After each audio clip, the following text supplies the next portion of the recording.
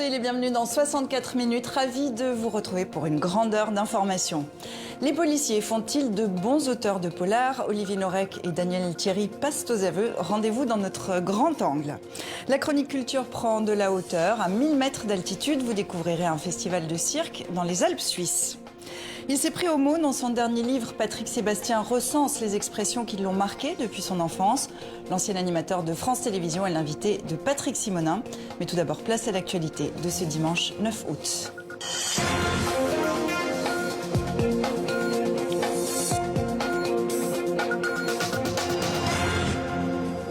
L'attaque a eu lieu dans la région de Touré au Niger, qui abrite les derniers troupeaux de girafes d'Afrique de l'Ouest. 8 personnes ont été tuées.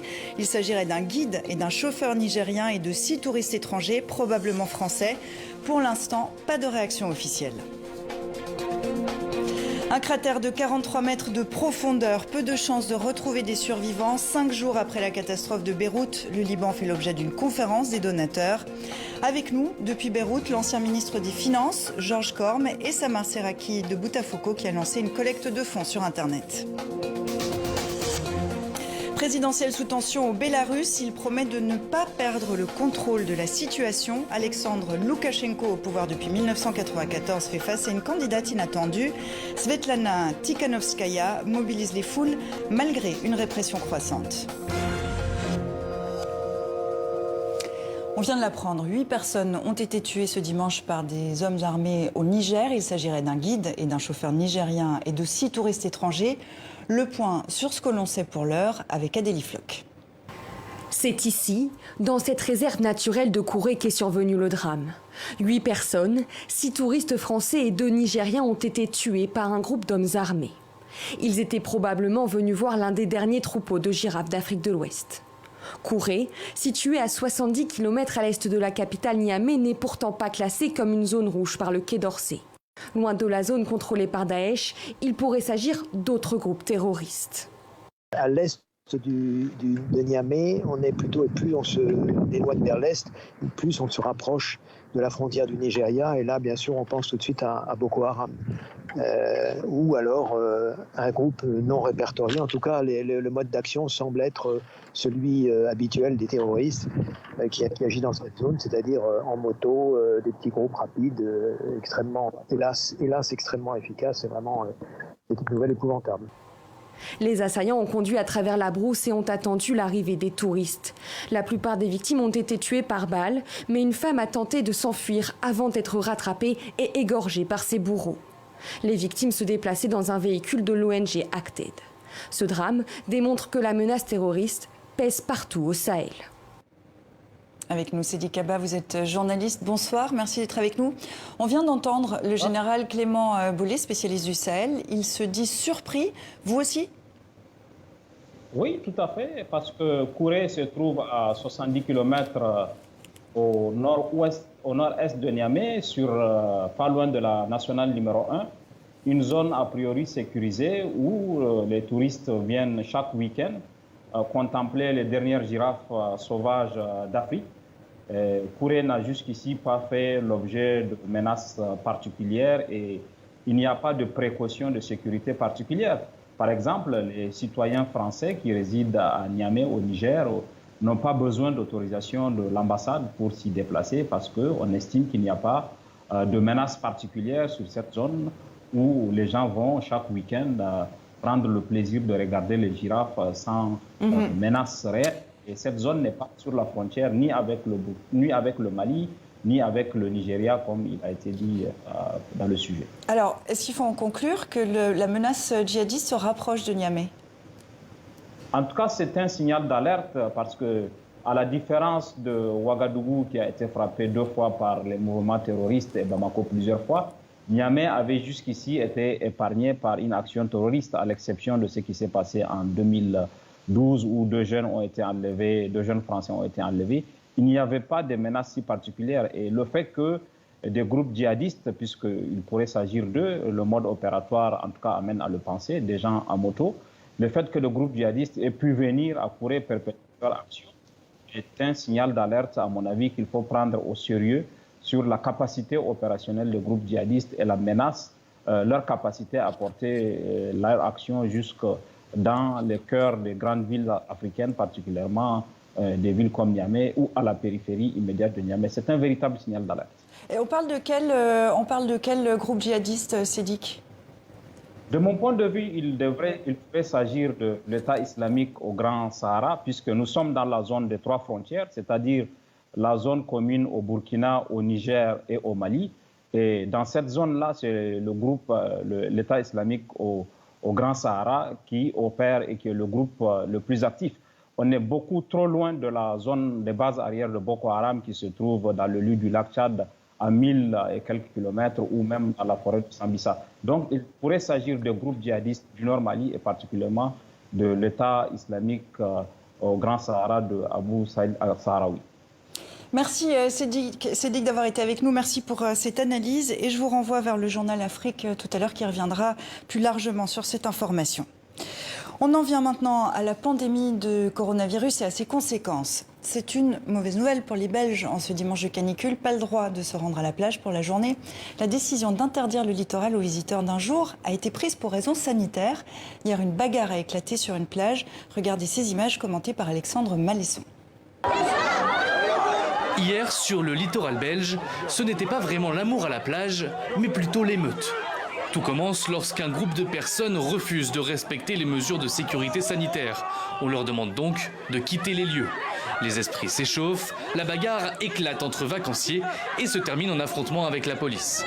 Plusieurs touristes ont été interpellés et des mesures prises. Résultat, la ville interdit son accès aux touristes d'une journée, très nombreux en plein épisode caniculaire.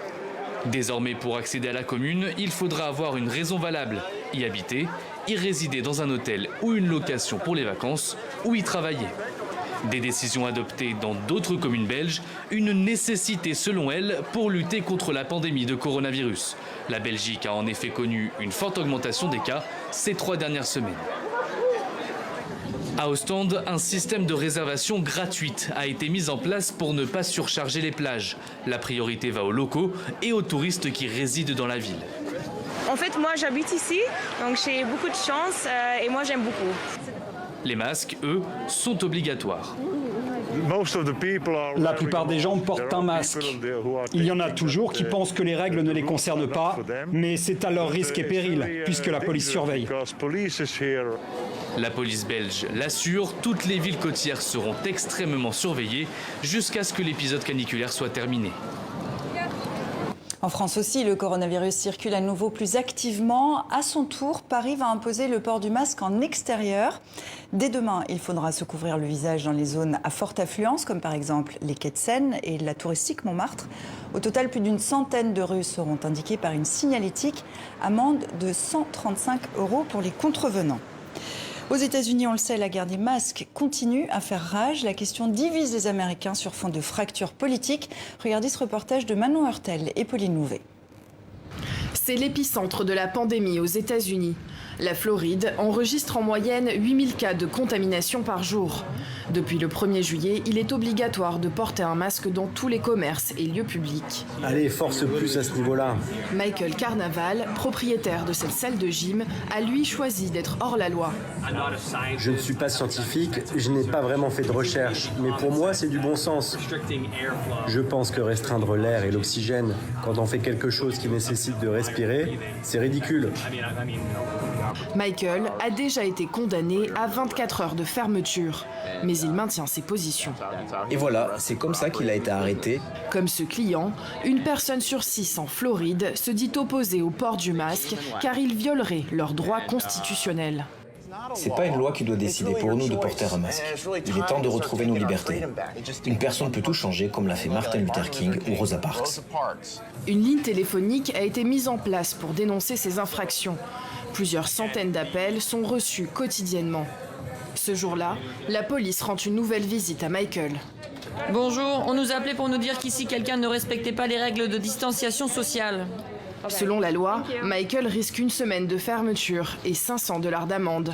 Il s'en sortira cette fois-ci avec un avertissement. Comme vous pouvez le voir, la police de Plantation continue d'harceler Michael. Ici, le masque divise et donne même lieu à des affrontements. La bataille autour des masques a causé un autre affrontement. Sors d'ici. Sur la plage, dans des bars ou lieux publics, laissant la pandémie gagner du terrain. En Floride, le nombre de personnes contaminées vient de passer la barre des 500 000 cas. On a déjà 120 commandes à préparer. Patrick Van-Negri a choisi de se mobiliser. Dans son atelier de textile familial, il fabrique des masques qu'il envoie gratuitement aux 4 coins de l'État. Il ne faut pas aggraver la situation qui est déjà catastrophique maintenant. Porter un masque quand on va dehors, ça va pas vous tuer. Ça va rien vous faire. Même si vous n'êtes pas d'accord avec la loi, au moins faites-le pour protéger les autres. L'entreprise de Patrick a déjà distribué plus de 1000 masques. En Floride, le pic de l'épidémie n'a toujours pas été atteint. Enfin, cette image du Brésil, deuxième pays le plus touché au monde par le coronavirus. À Rio, sur l'emblématique plage de Copacabana, une ONG a organisé ce lâcher de 1000 ballons rouges, sans croix noire également, plantés dans le sable. Il s'agit d'un hommage aux personnes décédées de la Covid-19 au Brésil. Le Brésil qui a dépassé le seuil des 100 000 morts. On ouvre maintenant une page consacrée au Liban. Le chiffre permet de se rendre compte de la force des explosions au port de Beyrouth mardi. Leur souffle a engendré un cratère de 43 mètres de profondeur. Bilan, 5 jours après la catastrophe, la déflagration a fait plus de 150 morts et 6 000 blessés. Et l'armée prévient, il reste peu d'espoir de retrouver en vie les dizaines de personnes disparues. On va faire un point sur la situation ce dimanche. Samar Serraki des Boutafoko, bonsoir. Vous tenez le blog Une Libanaise à Paris. Vous avez lancé une collecte de fonds sur Internet pour aider votre pays. Merci d'être avec nous. Et puis avec nous également, depuis Beyrouth, Georges Corm, ancien ministre des Finances du Liban, économiste et historien. Merci à vous aussi d'être avec nous. Georges Corm, c'est la question que tout le monde se pose cette semaine. Le pays peut-il se relever ou c'est la catastrophe de trop ? Non, le pays va traverser sûrement une zone de turbulence politique actuellement. En plus, il y a une très grande révolte contre le personnel politique qui joue du communautarisme depuis des décennies et qui n'a pas réalisé la déconfessionnalisation du Liban, et notamment de ses administrations et de l'État libanais. Donc si je vous comprends bien, le pays va avoir du mal à se relever, c'est ça que vous dites ? C'est sûr que ça ne va pas être facile, et puis nous allons avoir tellement d'amis, entre guillemets, qui veulent t'aider, dont certains sont désintéressés, mais d'autres le sont beaucoup moins. Alors, on va voir qui sont ces amis, notamment avec cette conférence des donateurs qui s'est déroulée cet après-midi pour, je cite, l'avenir du Liban. Une visioconférence de soutien organisée par l'ONU et par la France, le président américain, l'émir du Qatar, les premiers ministres italiens et espagnols. Au total, plusieurs dirigeants étaient réunis. La Commission européenne a ajouté, par exemple, 30 millions d'euros aux 33 déjà alloués vendredi pour financer l'aide d'urgence. En préambule, le Français Emmanuel Macron a demandé à agir vite et avec efficacité pour que l'aide aille très directement à la population libanaise. Le peuple libanais est libre, fier et souverain. Et il appartient aux autorités du pays d'agir pour que le pays ne sombre pas et pour répondre aux aspirations que le peuple libanais exprime en ce moment même légitimement dans les rues de Beyrouth. Nous devons tous ensemble tout faire pour que ni la violence ni le chaos ne puissent l'emporter. Or aujourd'hui, ceux qui ont un intérêt à cette division et au chaos, ce sont les puissances qui voudraient en quelque sorte mettre à mal le peuple libanais, la paix, la stabilité du Liban comme de toute la région. Georges Corm, cette conférence des donateurs, c'est une formidable solidarité internationale ou une humiliation pour le Liban ? Écoutez, il faut que l'on voit la suite. Il y a sûrement parmi les pays occidentaux, notamment les petits pays qui n'ont pas d'intérêt géostratégique, et il y a sûrement de l'aide désintéressée, un élan de sympathie qui est désintéressé. Pour le reste, je ne suis pas aussi sûr. Je crois même avoir entendu le président Macron parler des Israéliens comme pouvant venir aider au Liban, ce qui évidemment est tout à fait impensable et inacceptable. Samar Serrakil Boutafoko, vous avez lancé une collecte de fonds il y a 4 jours. Vous avez déjà réuni près de 80 000 €. Oui, vous aussi, vous insistez sur le fait que vous voulez que cet argent aille directement aux Libanais. Expliquez-nous. Parce qu'il n'y a pas que les gouvernements étrangers qui doivent aider. Tout le monde, c'est une question d'être humain, tout simplement. Tout le monde doit agir. Pourquoi il faut donner directement aux Libanais et non pas au gouvernement? Parce que je pense que d'abord, le peuple a désavoué son gouvernement. Mais aussi, dans un deuxième temps, ça fait 30 ans qu'on vit dans un système clanique. Et aujourd'hui, se poser la question d'où vient l'explosion, pourquoi, le comment, toutes ces questions-là, en fait, c'est pas important. C'est pas du tout important parce que ce qui compte, c'est la responsabilité de ce gouvernement. Peu importe la raison de l'explosion, il faut bien qu'il y ait un responsable. Un gouvernement, c'est le responsable. Alors on ne peut pas donner de l'argent au gouvernement. À vous entendre, on a aussi l'impression que les Libanais ont appris à se débrouiller sans l'État. Bien évidemment. Vous savez, Beyrouth avant n'était pas plus viable que Beyrouth aujourd'hui. Alors Beyrouth avant était pollué. Aujourd'hui, Beyrouth est toxique. Avant, il y avait une hyperinflation au Liban. Avant l'explosion, les gens ne mangeaient pas à leur faim. 40% de la population vivait sous le seuil de pauvreté. Ça, c'est vraiment avant l'explosion. Alors, bien évidemment que les Libanais sont habitués à se débrouiller tout seuls et à l'entraide des Libanais de l'extérieur. C'est pour cette raison que j'ai créé le GoFundMe Hope for Lebanon très rapidement en fait après l'explosion, parce que je me suis dit que c'est pas le temps de penser, d'être ému, d'être triste. Il fallait agir et il fallait faire quelque chose. Je connais le pouvoir des réseaux sociaux et sur le GoFundMe, on a déjà réuni près de 80 000 € et il faut qu'on continue à donner encore plus. On va revenir sur la colère des Libanais qui a embrasé Beyrouth hier. Les manifestants ont brièvement occupé des ministères considérés comme des symboles de la gabegie du gouvernement. Retour sur une journée de manifestation et ses conséquences politiques avec Adélie Floch. Le soleil se couche hier place des Martyrs, mais la nuit ne laisse pas place au silence. Beyrouth s'embrase. Révolution scandent inlassablement ces Libanais, postés devant le ministère des Affaires étrangères. La façade du bâtiment disparaît sous les banderoles. Les manifestants proclament ici leur quartier général de la Révolution, mené par d'anciens officiers à la retraite.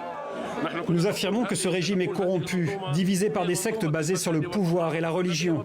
C'est le régime de la négligence au point de laisser des substances explosives dans le port de Beyrouth qui pouvaient exploser à n'importe quel moment. L'armée intervient pour déloger les manifestants qui entament alors l'hymne libanais. À quelques mètres de là, le siège de l'Association des banques du Liban est ravagé, envahi par les flammes. Le symbole d'une économie en lambeaux. Nous n'avons plus d'argent, pas à manger, pas de maison. Plus de 300 000 personnes ont perdu leur habitation après l'explosion. En plus, la dépréciation de la livre libanaise se poursuit. Plus tôt dans la journée, ce sont plusieurs hauts lieux du pouvoir qui ont été visés. Le Parlement, mais aussi les ministères de l'énergie et de l'économie. Pendant que la rage envahit Beyrouth, le Premier ministre prend la parole à la télévision. Lundi, je me rendrai au Conseil des ministres pour demander des élections anticipées. Nos tragédies sont grandes. La nouvelle se répand dans la rue, mais rien ne s'est apaisé la colère des manifestants. Il n'a pas de réel pouvoir pour organiser de nouvelles élections.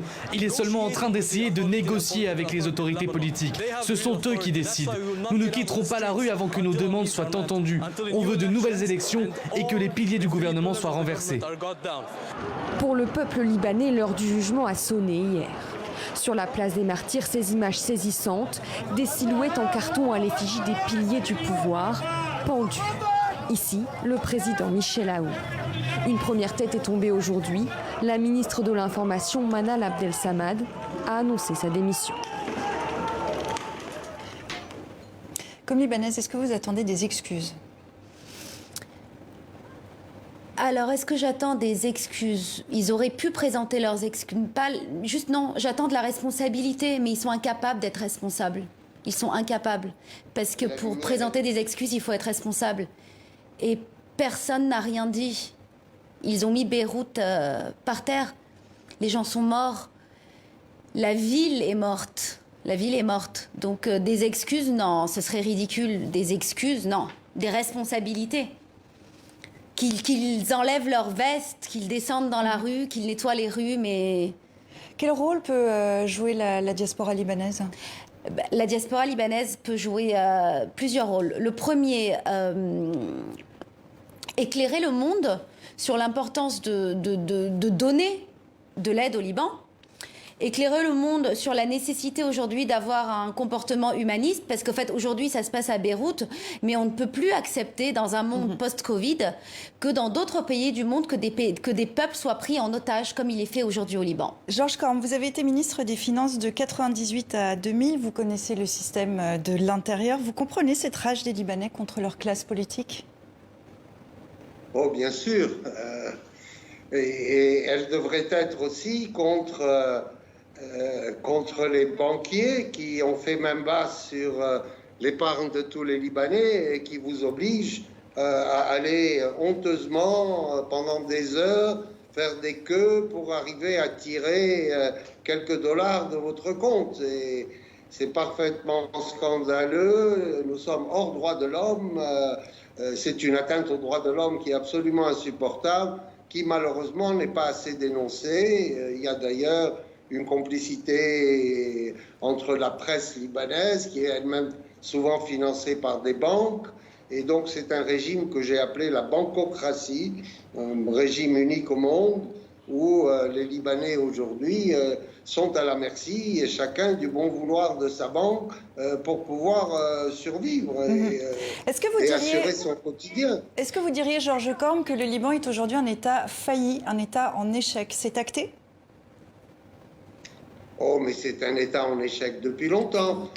À la limite, si je voulais être un bon historien, je dirais, vous savez, lorsque la France mandataire a fait cet arrêté que j'appelle scélérat de 1936, qui crée les communautés dites historiques, n'est-ce pas, en disant qu'il y aura une communauté de droit commun qui sera créée et qui de toute façon n'a jamais été créée. Inscrire dans l'ordre public libanais les communautés religieuses, c'était vraiment mener le pays à sa perte. Et là, nous le vivons pleinement. Est-ce que selon vous, l'heure est venue de mettre le Liban sous tutelle, par exemple, de l'ONU ? Non, je ne pense pas. Je pense que les Libanais, débarrassés des chefs politiques communautaires et corrompus, pourraient très bien se gouverner eux-mêmes. Et ils ont fait preuve très souvent dans le malheur, parce que nous avons eu beaucoup de crises, mais à chaque fois, on a relevé la tête. Alors évidemment, ensuite, nous avons eu 30 années de M. Rafik Hariri père, et puis nous avons eu le fils, qui ont fait des politiques économiques qui étaient au désavantage du Liban, qui ont signé des accords de libre-échange à droite et à gauche, sans aucune contrepartie, et qui ont fait que l'économie libanaise a perdu sa capacité compétitive. Mais là, fort de l'expérience d'ailleurs de ce qui s'était passé pendant la précédente guerre, entre 75 et 90, oui, pour conclure, je pense que nous allons avoir une renaissance de l'agriculture et aussi une renaissance de l'industrie. Ce qu'il faut aussi, alors le dernier point, c'est évidemment changer de gouverneur de banque centrale qui est là depuis 30 ans et qui est enfermé dans un système qui n'est pas du tout transparent, peu clair. Mais donc quelle solution alors, Georges Corm ? Écoutez, il faudrait pouvoir changer de gouverneur de banque centrale et puis avoir un gouvernement qui serait fait de personnes de la société civile qui ne sont pas affiliés communautairement à des réseaux plus ou moins mafieux, parce que finalement, ces communautés religieuses, ce sont de grandes mafias sur le terrain. Les communautés religieuses, pas au sens spirituel du terme, pas les clergés. Nous parlons ici des hommes politiques qui les manipulent. Mais comment les faire partir, si j'entends bien ce que vous dites, puisqu'ils ne partiront pas d'eux-mêmes, ça serait scier la branche sur laquelle ils sont assis. Alors, quelle solution pourrait mener justement à ce que vous proposez ? Écoutez, quelque part, je pense qu'ils n'ont pas pour longtemps. je ne sais pas s'ils pourront rester très longtemps. Il y a, depuis le 17 octobre 2019, il y a un mouvement de la société civile libanaise qui est très fort et qui veut se débarrasser du système communautaire. C'est cette tendance qu'il faut évidemment appuyer, encourager. Maintenant, de tout temps, l'extérieur a trouvé extrêmement favorable à ses intérêts, les grandes puissances régionales ou internationales, de maintenir et de renforcer le système communautaire, parce que c'est à travers eux qu'ils ont leur influence au Liban. Merci beaucoup Georges Corme. On est obligé de s'arrêter là, mais ça a été un plaisir de vous avoir en plateau. Merci d'avoir été avec nous. Merci Samar Serraki de Boutafoko également de nous avoir rejoints. Restez sur TV5 Monde.